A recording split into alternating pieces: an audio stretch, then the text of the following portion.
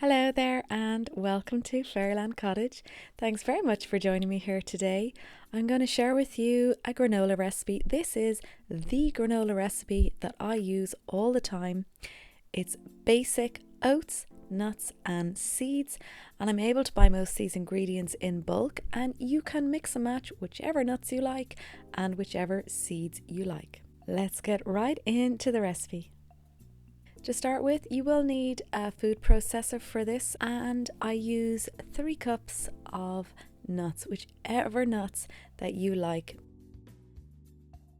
And you want to whiz them up. You don't want to blend them too much so that they go into crumbs, but they want to be nicely chopped up.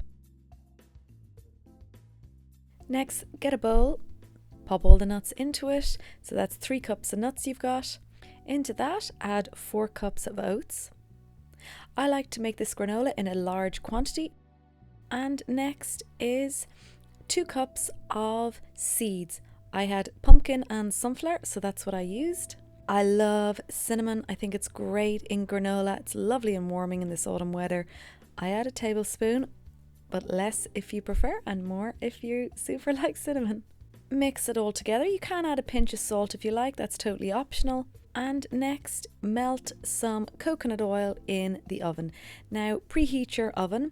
I like to put mine at about 170 degrees centigrade. I put the maple syrup on before it goes into the oven as well, because you're only going to put it into the oven for about a minute. Into the oven it goes.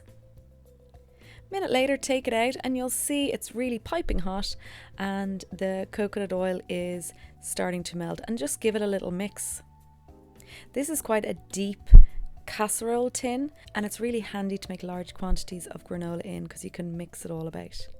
When it's all mixed in, add all the dry mixture into the pan and mix the whole thing about until everything is coated with the oil and maple syrup. Keep going. It will seem like there's not enough liquid, but there is. And eventually everything will be covered. Pop it in the oven for 10 minutes.